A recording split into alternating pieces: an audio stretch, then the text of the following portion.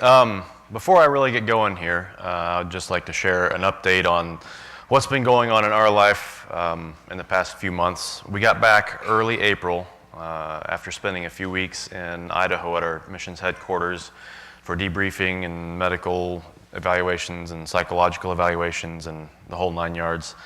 And we just came back after spending 3.5 years in the Democratic Republic of Congo.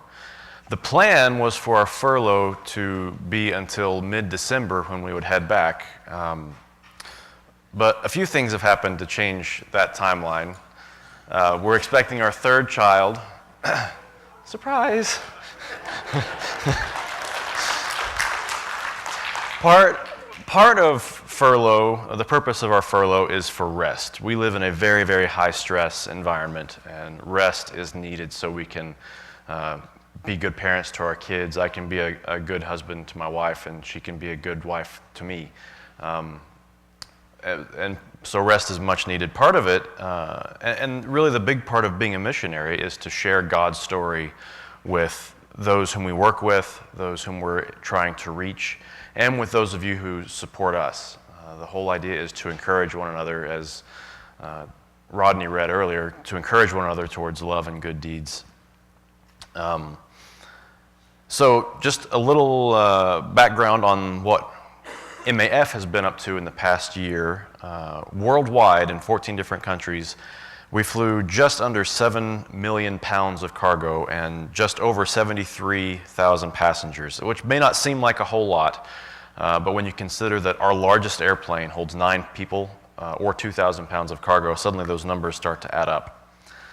And we are certainly ready, willing, able, and very capable of doing what we do. We absolutely could not do it without the prayer and financial support of churches like you, people like you. And we are very, very grateful for what you do for us as a family and what you do for the rest of God's kingdom. And we thank you.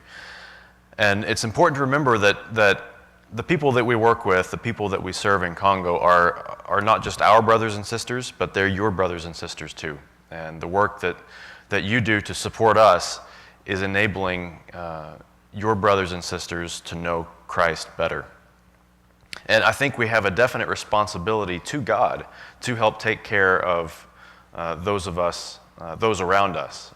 And you guys have certainly gone above and beyond in helping us do that and being a part of this team that goes to do that. Without your help, here's just an example of what your help allows us to do. Teachers in the interior of the country could not get paid. This country operates on a cash basis only. Credit cards, checks, it just doesn't exist, so it's cash only. And in such a large country, and many of the schools interior in the jungles could not receive their salaries. They could not live, especially due to the poor road conditions and high crime rates. The only realistic way for salaries to get delivered to teachers to teach the young are airplanes. And the only airplanes that are capable of going into many of these places is us, and that's it. With us working together, there are thousands of those living in the deepest, darkest reaches of the jungle that would not get vaccines. And I don't want to open up a big debate about to vaccinate or not to vaccinate. That's not my purpose today. Just from what I've seen and what I've studied, though, you can get away without getting vaccinated here. It is possible. Again, I don't want to get into if it's recommended or a good idea or not, but people do it and they can get away with it. It's not so over there. If you do not get a vaccine for polio, for yellow fever, for meningitis, for typhoid, for measles, you will get those diseases. And in the jungle, that is a death sentence. Every few months, we do vaccine runs into the interior. And in 3 days, I hauled 6,000 pounds of vaccines into 15 different interior villages. That was just a fantastic week. It was an exhausting week. But it was a fantastic week, and we would not be able to do that if it weren't for you. The Ebola virus was first discovered in Congo, and it's actually one of the things that the Congolese government does do well is fight against Ebola because they've had so much experience at it. several of the previous outbreaks, we had a small outbreak during the big outbreak in the West Africa, but it was unrelated, but it was going on at the same time. There have been several previous outbreaks, and the only way to get in for Doctors Without Borders and Red Cross was on our airplanes. There were no other airplanes capable of reaching those places. And we could not do it without you. Without MAF, the missionaries that we serve, which are very few and far between now, the missionaries who show the way, the truth, and the light, whose sole purpose is to be there and preach the good news, they could not be there due to the instability and the frequent violent outbreaks, as well as other difficulties present, like I mentioned with all the diseases. Most of the sending organizations for these missionaries would not allow them to be there without MAF. Whenever they do a survey of a country that they think about putting a missionary in, that's one of the questions, is MAF there? So what we have been doing personally with MAF for the past few years is I have been a pilot and the maintenance control manager for the whole country, 3 bases and about 8 airplanes, and the maintenance manager for our base of 3 airplanes. Tasha recently started joining me at the airport as our, let's see if I can get this right, where did it go? Our inventory control technician and parts room purchasing specialist.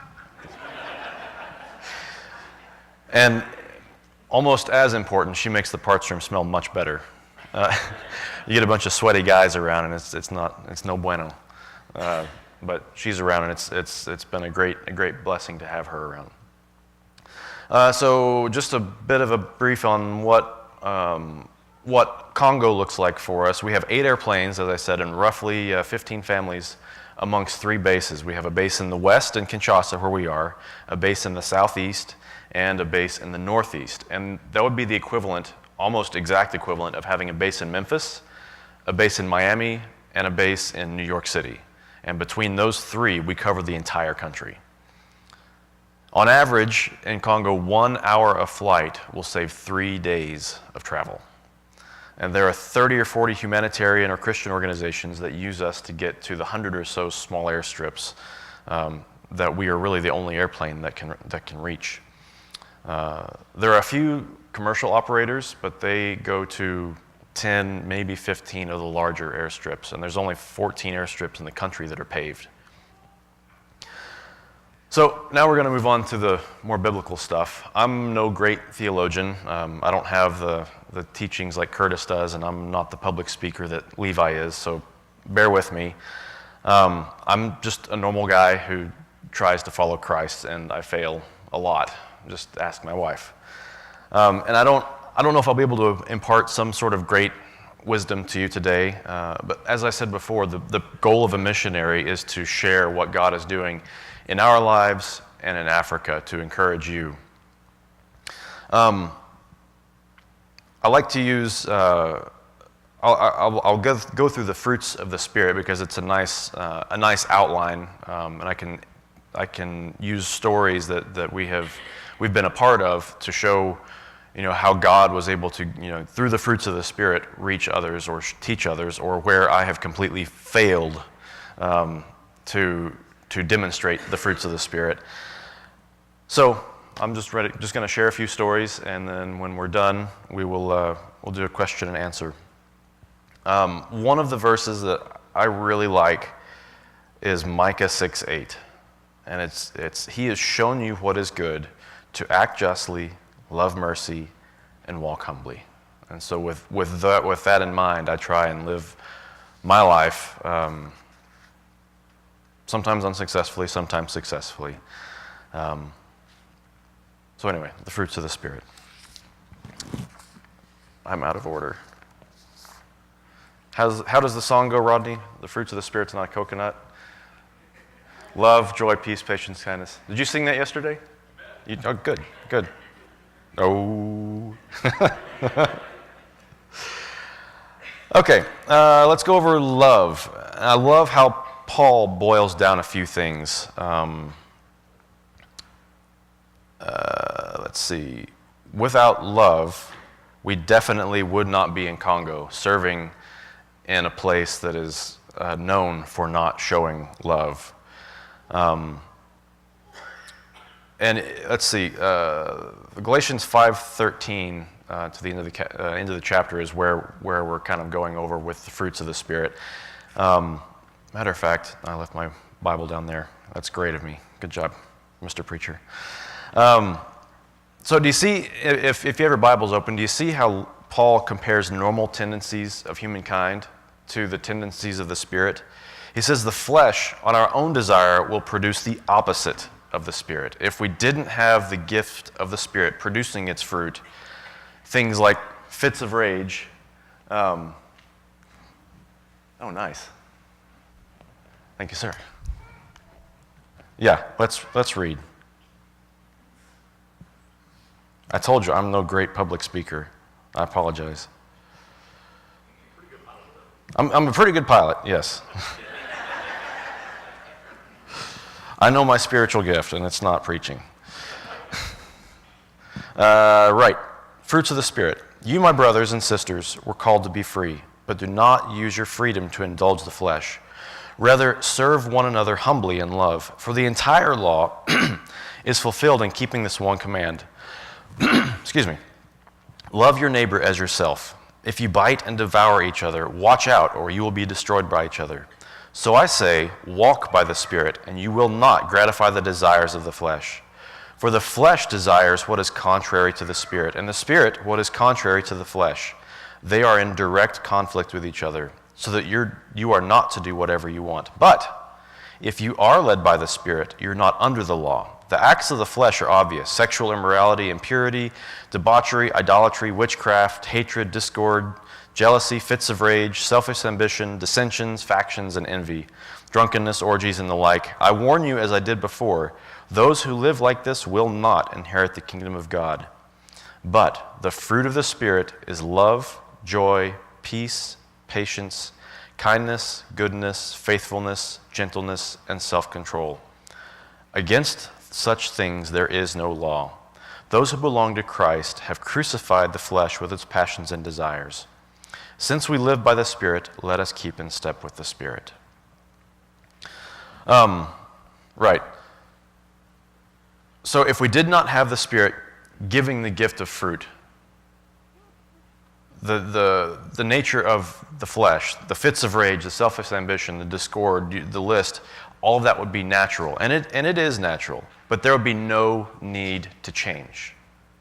This would be the norm. And yeah, you could change your ways, but why? What's the motivation if we have nothing pushing us to change? If there is no higher calling, if there is no God, if there is no Holy Spirit to live in us, there is no reason to change. There's no reason to behave as we behave. But based on my experiences and what I've observed, and I hope you've observed it too, we do have a desire, an internal desire to act in a certain fashion. And there is something acting within us to drive us to compose ourselves in a way that agrees with what the Bible tells us. And we do have a loving God who calls us to belong to Him and wants us to be a part of bringing a fallen world back to Him. We do have the gift of the Spirit, and with that, we have these actions and feelings that come only by Him. For it's the Spirit itself, which is a gift from God, that works within us. And this love that we have, that's what brought us to Africa in the first place. And it's the love of the Spirit that guides us, and it gives us the desire to want to go back. And there have been many, many days while we were there where we'd ask ourselves, is this really worth it? Where we've been, like all four of us have been sick on the toilet for days with fever and really, really not feeling well, being in a very, very bad state physically. And we were within, minutes or hours or days of calling our headquarters and saying, hey guys, this isn't working out. We're coming back. But it's the faithfulness that the Spirit gives us to continue running the race with perseverance. Let's move on to joy. Typically, when someone moves into a culture that is not their own, the first 6 months, much like marriage, is called the honeymoon period. life is great, the host culture is awesome, the food is fantastic, and caterpillars actually do taste pretty good. I haven't gotten to slugs. Snails are okay. Driving and all the craziness, we live in a city of 15 million people, and so there are people just crossing streets all over the place. Traffic is horrible at best. But driving in the craziness can be fun. In the first 6 months, we thought it was fun. It's like, hey, we don't get to drive like this in the States. We get to just do whatever we want. If there's a space, we fill it with our car. Let's go. Corruption and extortion are just a minor inconvenience. The poverty really isn't that bad. But then almost at 6 months and 1 day of being there, our world comes crashing down. We began to realize just how corrupt the system was, the oppression that comes from this corruption, and just how poor and in dire straits many of these people are. 99% of the country makes no more than $5 a day. And they're held down with literally no chance of hope. And so we lost our joy. We saw no hope, but then we stumbled on a verse. We heard Tom Goodpasture do a lesson, and he brought up Philippians 4, verse 8. Finally, brothers and sisters, whatever is true, whatever is noble, whatever is right, whatever is pure, whatever is lovely, whatever is admirable, if anything is excellent or praiseworthy, think of such things. And just sitting here in church thinking, oh yeah, that's easy. That's not easy. That's tough. That's tough here, it's tough over there. But when we focus our eyes on Jesus and we actively look for God and we actively seek Him out, then you can find your joy again. And there are many, many days that we had to look harder than others. But we did see God move, whether it was in one of the young men that we mentor who does some work on our cars for us. He's working very, very hard to provide for his family in a way that is very unusual over there and doing a fantastic job. Or our house worker who is able to help her neighbors because of her work with us. Her neighbor had several family members die, and she had to take care of them and had no money to put food on the table for herself. Our house worker was able to help her out. Just stories like these, they go on and on and on, but you have to look for them. It's not something you can sit back and say, okay, God, show me something. It's sometimes you have to actively look and seek it out, but it is there. Okay, patience. We don't have time for patience. Moving on. On to kindness. We seriously don't have time for patience. I did a medical evacuation flight for a local pastor, for the wife of a local pastor in an interior village. I don't remember her ailment. I think it was diabetes or something. She was not in a good way, and she couldn't walk on her own. And she was a larger lady. And the doors on our airplanes are quite small, making them difficult to get in, even for those who are more flexible and in better shape.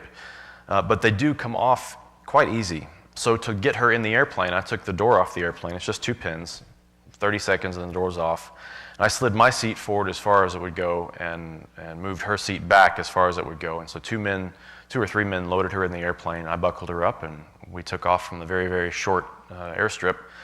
And an hour and a half later, we were back in Kinshasa so she could receive some medical attention. During the flight, I radioed back to our base and alerted them to what was going on, what my passenger needed, and asked if they could bring a car plane side when I landed. And so I landed, taxied up to the hangar, and there was a car there. And so I slid out of my seat and popped the door back off, and someone started to unload the passenger. Well, someone from the airport authority, there's a word that I'm going to be using, a phrase, grave infraction is what it is in French. In English, it's grave infraction, or you did bad. And that's a very common phrase, and you'll hear that kind of throughout some of these stories. There was a man from the airport authority, kind of like the airport police, who walked up and saw the door off the airplane. And one of the cultural tendencies there is if you have any authority, you're going to use it and hold it over anyone and everyone you can to show your authority, to show you have power over them. And so he saw the door off the airplane, and he was like, how could you allow this airplane to fly without a door? And that's a grave infraction. You have to pay. You did this. You're a bad pilot. You're a bad person. You shouldn't do this. Blah, blah, blah, blah, blah. The story went on. The accusations kept mounting. I our ground ops manager, who was Congolese, walked up and said, no, he just took the door off to get the passenger out. To which then the airport authority guy heard, oh, he took the door off. He's not a mechanic. So how could a pilot take a door off the airplane? He's not a mechanic. Who gave him the authority? Grave infraction. Hang on. So our national employee said, hang on, no, not only is he a very competent mechanic, he's also the maintenance manager here. So he has every authority of taking the door off, and he's more than capable of putting it back on and bringing the airplane back into an airworthy state. So once we finally got him calmed down, the airport authority guy heard, wait a minute, he took the door off for the passenger. Why would he do something like that? He's a foreigner. He's an expat. He's a mundele is the word. It would be kind of like gringo in Spanish, I guess. He's a white guy. Why does he care about the passenger? Well, then that gave our ground ops manager the perfect opportunity to say why we're there. We're there to show the love of Christ using aviation and technology to reach the isolated. It's funny, whenever I make a successful landing, which so far has been every time, some were rougher than others, but the Congolese they'll clap because that is kind of unusual there. Their local airlines don't have the greatest safety record, which is one of the reasons we're there.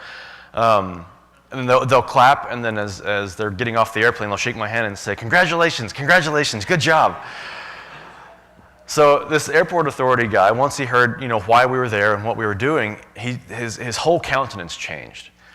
He started congratulating us, and he says, I have seen a difference in the way you guys compose yourselves to these other operators. He said, I can tell the way that you interact, how your foreign staff, which is us, interact with the Congolese staff. That's so much different than what we see from these other operators. So congratulations.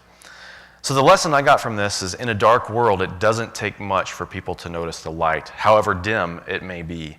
And people are always watching. And that doesn't mean that we compose ourselves differently when people are watching or when they're not watching, but that the fruit of the Spirit growing within us can and will be seen even if we don't expect it. And certain times we do things that don't seem like much to us, but to others it can make the world of difference. So now I'm going to share one about when I completely goofed up, and I'm going to be using it for gentleness and self-control. Let me start off by saying the traffic police there are rarely paid, if ever. And so you couple the need to put food on the table, to pay for their children's education, to take care of their family. You couple that need with the cultural tendency of using any authority to hold it over people, and it's just a perfect recipe for corruption and extortion. And there is very little true justice in the courts or the police system. So what this means is we get stopped very frequently on the road for grave infractions. One day, my wife got stopped 3 times in a distance of about a quarter mile, once for having her blinker on too long, once for not having it on long enough, and once for not stopping at an intersection where there was no white line or stop sign or anything indicating the need to stop. And so I was kind of frustrated about that, and so I went, one of my outlets over there is exercise, and so I was on my way to go work out. We had been having some very, very bad power. We'd had 2 or 3 hours of power a day. The water was coming out of the faucet more like rust syrup than anything. So we'd smell worse getting out of the shower than going into it. Work had been a bit stressful. We'd had some staff shortages. Kids love having a picture taken. It's so much fun. So anyway, I got pulled over that same night, and I just had zero mental margin, emotional margin left. And I was coming around a blind corner, and the road that I was taking, I didn't know it was closed due to some severe washout. We get some heavy, heavy rains, and the road had become washed out. And so as I came around the corner, I saw the barricade, so I was getting ready to turn around and go a different way. But as I slowed down, there were 4 or 5 of these traffic cops that just surrounded my car. And the way they do it is they'll put 1 or 2 guys in front of the car, 1 or 2 guys behind the car, and then a guy at each window knocking and banging and creating as much chaos and stress for the driver as they can. And so they demanded, how could you drive your vehicle up here? You know this road's washed out, blah, blah, blah, blah, blah. There were no signs saying the road was closed. And that was it for me. I had lost it. I'd reached my limit. That was the last straw. I turned the car off, or put the car in park, turned the car off, got out, shut the door, locked it, and proceeded to berate this traffic cop. And he, whoa, what's this crazy guy doing? So finally, he said, okay, we're humans too. And I thought, oh my, what? Okay, boy, did I botch that one. So I apologized, and they said, okay, you can go. Wait, can you give us some money for Coke? And then by that point, I was obliged to. So I said, okay, go get you some Cokes. So all that to say is, yes, we're missionaries, but we're also humans too, and we're just as capable of goofing things up as you are. Some of us more than others, just ask my wife. Let's move on to peace. Not long after we'd arrived on the field, I was doing a flight for a conservation group who was going in to work on forest conservation and teach the people how to manage their wildlife so that they don't completely kill them all. The environmental team has gone as far as they could by car and then taken a dugout canoe with an outboard motor through a river system and then walked the rest of the way. The airstrip wasn't much wider than a one-lane dirt road, and none of the other pilots had been there before, so it was fun for me. So I landed, and as I was taxiing to the end of the runway, I saw a whole bunch of villagers standing around, because it's not every day that an airplane comes into town, and so they want to see it. So there were probably 500 or 600 people around. So I taxied to the end, shut down the engine, and immediately they swarmed around me, under the wings, all in the tail. And these airplanes are very fragile on the ground. It doesn't take much to damage them on the ground. And so my first concern was, okay, I got to get people back, push people back, to what I thought was a reasonable circumference, which they thought was far unreasonable, so they kept pushing in. Finally, I was happy just to keep them away from the expensive bits, the engine, the propeller, and the tail. And the passengers were nowhere to be seen, so I waited around a little bit. And pretty soon, I could see the crowd kind of shuffling, and some people were apparently making their way up to the front. And I thought, okay, it's the passengers. Well, it wasn't. In Congo, in every city, you have customs and immigration you have to go through. Pilots don't typically have to because we're there and we leave. But if you're a passenger, you have to go through customs and immigration and pay a whole bunch of fees and fines and whatever else they can drum up to get a bit more money out of you. And so I was expecting it to be the passengers, but it was actually customs and police agents coming up. And these guys had AK-47s, which is not unusual. Sometimes they don't, but these guys did. And one of them started pointing it at me and said, "Who gave you the authority to land here? Grave infraction. How can you fly this airplane in here without permission? Blah, blah, blah, blah, blah." It was kind of the same old song and dance. So with the crowd pressing in and the heat and this guy pointing this gun at me, his finger wasn't on the trigger, but it was still, hey, there's a gun pointed at me.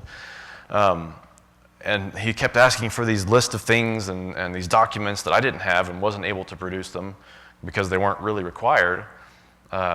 Normally, I would have, reacted probably poorly, but I could physically feel a peace come over me, and I was able to answer calmly and plainly, and I can only attribute that to the Spirit working within me. There would be no other way for me to have gotten out of that situation as easily and without my blood pressure just going through the roof.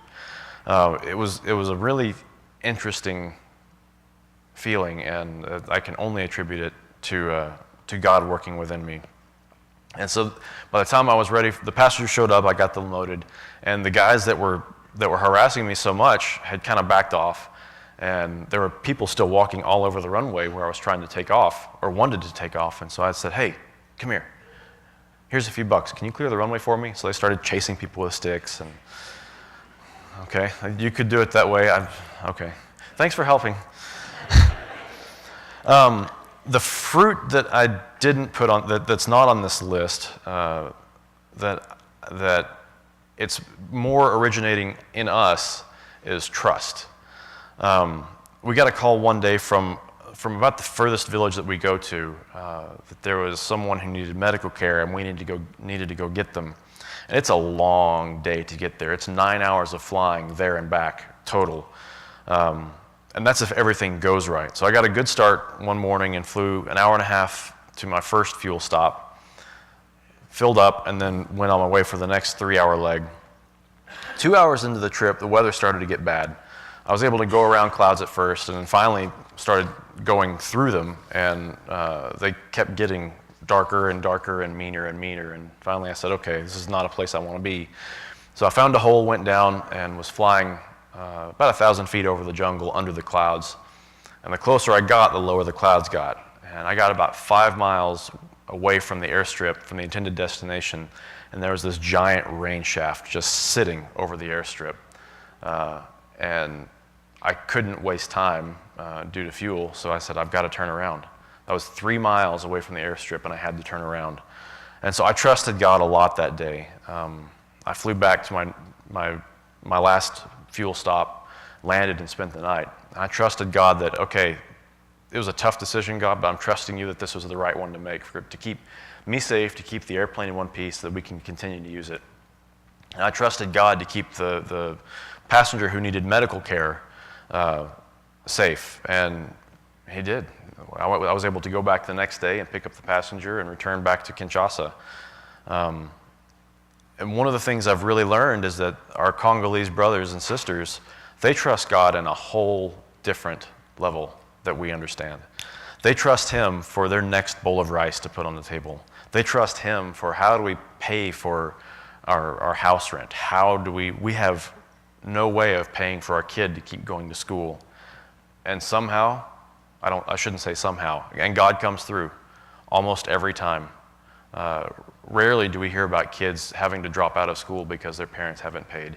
They'll have to stop for a day or two because they're waiting to pay, but somehow God comes through and they find the way to put the next bowl of rice on the table, and they find a way to put their kids in school. So it's my prayer that you continue to trust God, you put your trust in God, and if you haven't, after we do Q&As, questions and answers, if you haven't put your trust in God, I encourage you to come up and let's just start the discussion with one of the elders once Dad comes up and sings. So that's that. What do you have for questions for me? And Tasha too, if she would like, if you have a question for Tasha, she would be more than willing to answer. If you have a question, raise your hand, because our people who watch on the internet would like to hear the questions as much as the people in here. There's the mic down there. Whoa. Don't all ask at once. You covered it all. Go ahead.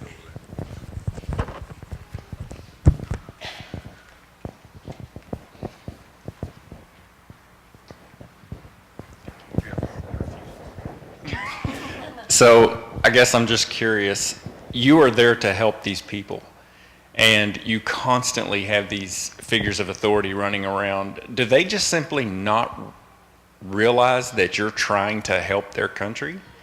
Or is it just greed? They don't care that you're there to help, they just want to somehow get money out of this. Why do they harass you so much? That's a good question. Some of them don't realize. Some of them do and don't care. I would say the majority of the issues we face are because people have been surviving day to day for so long, they have no thought of the future. The only thing they think of, the only thing that they have ever thought of is, how do I support myself and my family today, right now? And so there is little thought to what are they doing for this country, what are they doing outside of where I am, what are they doing for tomorrow, and so that's probably the biggest issue we face, and that's more on the individual level. When you start getting in the government, then yeah, it's a lot more of the extortion and corruption and greed. So yeah, and it's very frustrating. It's very frustrating. But also on a cultural level, though, because we are not Juan and Boca, sons of the village, because we're not from there, we look different, we speak different, we act different, we're not part of their day-to-day culture. So in their day-to-day culture, they seek help from one another first. Because there is a large expat community, they don't normally see as a friend to help just because there's a large expat community of UN workers who don't normally help the way that we help. So when they see someone who's a Mandela, a person who's white, they go for the easy thing. They go for, hey, you have lots of money that you're not using. Can you just give me money? Or how about you just give me a job? Or how about you give me that cell phone you're not using right now? That doesn't look important to you. And it's just because culturally speaking, we're not in their community helping them on a day-to-day basis. So they're like, oh, well, you're not part of my family, so I'm not going to treat you like family. I'm just going to say, hey, can you just give me something? Does that make sense? Good question. Over here. Trying to get it started. There's two over here. Ray was going to prime the pump. I've got it later, we'll get it. What is the one American thing you miss the most when you're back over there? Playgrounds. Yeah, that's a good one. Having a safe place for our kids to play. Having a safe place for our kids to play. Although you probably saw it in their pictures, through the grace of God, we've been able to collect things to make a swing, and we've been able to find a slide and a trampoline. We have pretty much the only playground in the area that they don't charge you $10 an hour to go visit. So that's, or you're thinking like food? We can go there too.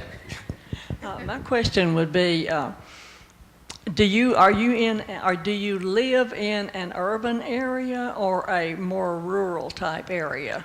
We live in the city, inside the city limits of Kinshasa, and it's 15 million people. In a city about the size, it's about half the size of Knox County, and it's 15 million. I don't know how many people live in the state of Tennessee. It's not, that's like 2 or 3 million, 9 million. Yeah, there's more people in this city than there are in the entire state of Tennessee. So it's very urban. We live in the, we do get the opportunity to visit the village. They do. I get it to visit it every time I fly. But it's important for the family to see as well what we do, and for them to say, oh, there is more to this country than just concrete and brick walls. So how many other MAF families are there in Kinshasa, and how many women? Tasha? We have, the numbers keep changing. We just have one family leave. But they're going to Nampa. Yeah. So we've got the Fries. Okay, there's the Fries. They've got two, husband, wife, 2 kids. There are the Ryersons from Canada, husband, wife, and 3 kids. The Hells just came. They have 2 kids under 2. The Bodwams just came from France. 4 kids? And they have 4 kids. The Petersons have 2 kids in college, but 1 there. And then the Hostettlers, they have kids. It's not there. No, they have 1 there. Emily's working there now with the mission group.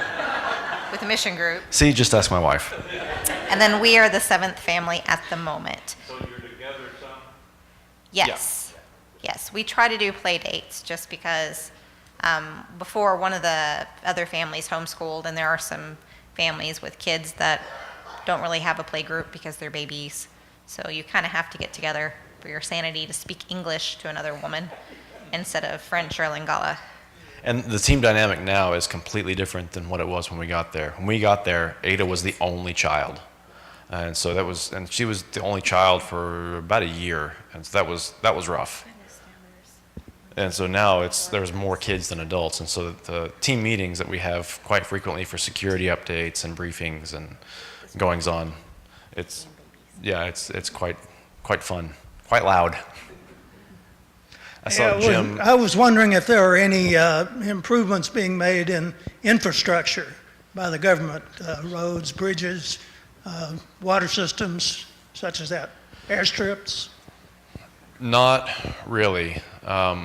When it was the Belgian Congo, they were doing a lot of building and upkeep, and the roads were actually quite nice. And they used to call it Kin la Belle, which would Kinshasa the Beautiful, and now they call it Kin la Poubelle, which means Kinshasa the trash.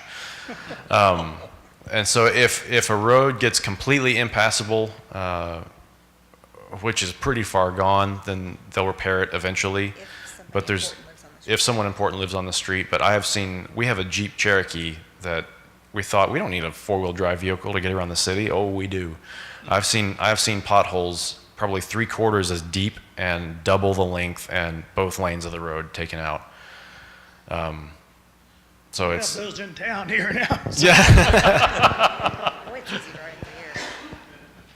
so there's very little in the way of infrastructure.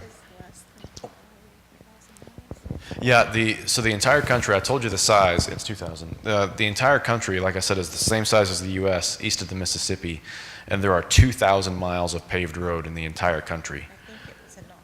Knox County has more than that, just in the county. So that gives you an idea of. I noticed she was talking about when you became sick and ill over there.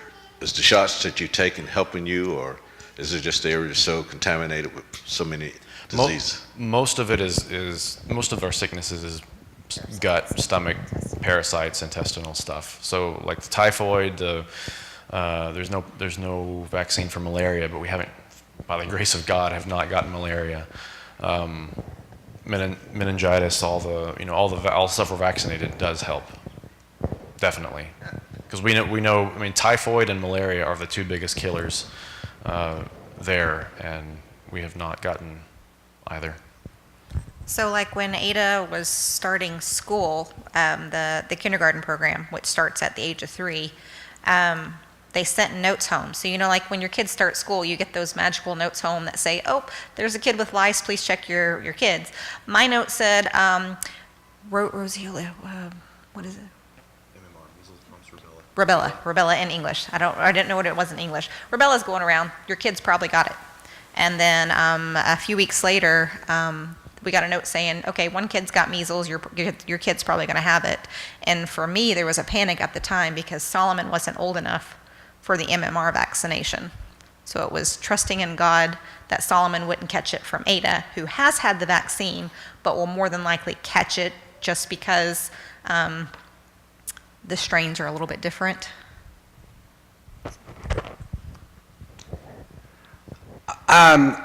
The focus of Mission Aviation Fellowship is outreach to the four corners of the Congo. Is there a local church that you folks meet at, have a relationship with there in the city? There are local churches everywhere. Tasha's going to probably tell this story. There is an international church that we do go to some, but there's no children's ministry. At the time, they've just there was none at the time. We got a new building now, and so they're going to start doing children's stuff. So we'll be able to go there more. But we've actually been doing a home church with all the small, with all of the families with all the small kids. So we'll get together in the afternoon, have a meal, have some fellowship time, and that's been very, very rejuvenating for us. And so we understand kids are going to get angry and cry-y, and can I say cry-y? Yes, full of woe and anguish, weeping and gnashing of teeth. and so with a group of parents with young kids, it's expected, and okay, yeah, our kids are pretty good this week, but next week our kids are going to be a mess. So yeah, whatever, it happens. We did go to a national church for a while. You want to tell that story? Oh, fun. So when we first got there, one of the wives that I met in a Bible study group, she's American, but her husband's Congolese, and they had set up a church. So we decided to go visit because I could sit beside her and she would translate for me. It's very nice. So we had a child that wasn't quite 18 months, and if you have a child that's not quite 18 months or have seen a child that's not quite 18 months, you have to bribe them to sit still during church. So we would bring, a bottle of water, a package of crackers, we would bring a toy, maybe some stickers, anything you could get them to bribe to sit there, because the children are expected to sit there and not cry. Crying is not accepted in culture. If your child is crying, you will get a crowd of people telling you how to make them stop crying. So we did the American thing and bribe our kids. Unfortunately, that brought distraction from the other children in the area of the church that had not eaten that day, so that they would be quiet in church. So here Ada was sitting beside me, and each time she would get fussy, I would hand her something. Here's stickers. Here comes some more kids. I handed her some crackers. Here comes some more kids. A bottle of water and more kids. And it kind of culminated to, I handed her something, and it was her crackers. That was the last thing. And when she dropped one of the crackers, those kids rushed the chair so hard that they flipped her forward. And of course, because we were the guests of honor, we were in the front row, knocking her before the pastor. The crackers splattered, the bottle of water splattered, the car rolled across the thing. Everything disappeared. The children were eating off the floor. All of our stuff disappeared. At this point, I just focused on Ada, picked her up. She was crying, and I walked off. But at this point, you're pretty embarrassed. I think after the service, we were able to retrieve the cup and a toy. But it was just one of those moments where I don't think where we were at the time of our life was a good fitting for the church. So I talked to the minister and his wife. We sat down and talked about it, and I said, could we maybe bring some food to church to feed everybody? And they said, no, we can't do that, because then people will come to church only to eat. That's not why they come to church. And she said, you have to come to church knowing that the children have not eaten in 2 days. You have to come to church knowing that when you hand money to the church, it cannot be more than what they're handing in. So only give the church 5 cents, because that's all they can afford. Even though you're guests of honor, you cannot be a display. So that was during the first 6 months when it was the hardest for us. So right after 6 months was when we decided we couldn't keep going there at the time, because we weren't in a good spot emotionally. Hard lesson.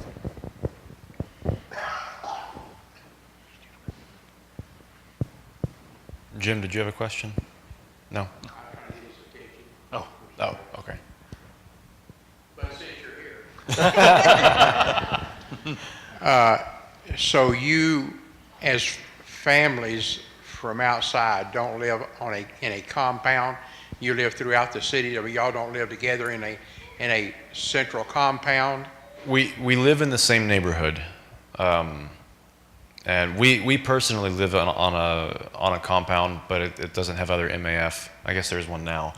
There's six houses on our compound, surrounded by a big brick wall and razor wire, which is pretty typical throughout the city. But we about the best we can do is live in the same neighborhood. How far away is your air headquarters, airplanes and stuff? Do you want distance or driving time? Well, I was just thinking about how hard it is for you guys to get to your work and to do your job, and then not only that, but how does the mission aviation be able to basically bring a Christian ministry to the area? How is it really say different? How does the people know that you're different, I guess? First off, distance. We live about 5 miles from the airport, 13 kilometers. In the morning, it takes us 15 minutes to get there. In the afternoon, we get up, and I'm out the door by 6 a.m. every morning to beat traffic. And so we're typically coming back home by 3:30 or 4 in the afternoon. And my record is 4 hours. It took 4 hours to get home. Typically, it's about an hour and 15, but depending on what's going on, it has taken as much as 4 hours to get home. As far as MAF helping the Kinshasa area, That's not our primary focus. Our primary focus is the isolated in the villages. And that's not to be said that there isn't work we could be doing in Kinshasa. There is. Obviously there is. There's work that we could be doing everywhere. The need far exceeds the workers. You know, the harvest, what is it? The harvest is ready, but the workers are few, is definitely the case. And That's where having employees. yeah, we do have national employees that do their own ministry, their own personal ministry. We've got one guy that goes and shows the Jesus film in a different neighborhood every week, almost every day. But our goal organizationally is the isolated, and we have to stick to that. Otherwise, we'll get so bogged down and so diluted as to what our core focus is. So we have to stick to aviation and technology. Yes. My question would be, what about groceries? We have, yeah, her question was, what about groceries? There are some grocery stores, and they're getting to be more and more. There's a South African chain that we go to quite frequently, and they've got some decent meat and some produce, but the variety, there's not a huge variety, and the quality is typically not great. So our diet is pretty restricted when we get over there. Very, very carbohydrate heavy. Yeah, there's a few places that we go to frequently that have some really, really good avocados and pineapple and banana. The banana here is just awful. So whenever I go there and I've got some extra kilos available in the airplane, I'll get some avocados and pineapple and stuff to bring back. Kilos available in the airplane. Pounds, sorry. Yeah. Around here, kilo sometimes has a different connotation. Ooh, that's a good point. Yeah, when I have several pounds of weight available that I can fill with produce. Yeah, if we want to beat the Baptist to Ryan's, we gotta. So we can answer more questions later, and if you want, we would be more than happy to come speak with your small group. So just come and find one or both of us later. We thank you so much again for all that you do for us, for the love that you guys have shown us, for the notes that we get on Facebook or emails. Thank you so much. We live on those, and we cannot do this, especially without your prayers. Those are what keep us going day in and day out. So back to trusting God. If you have not put your trust in God, or if you need prayers or encouragement or just anything that we can do to help, Curtis is in the back. Elders are all around. Come now while we stand and sing.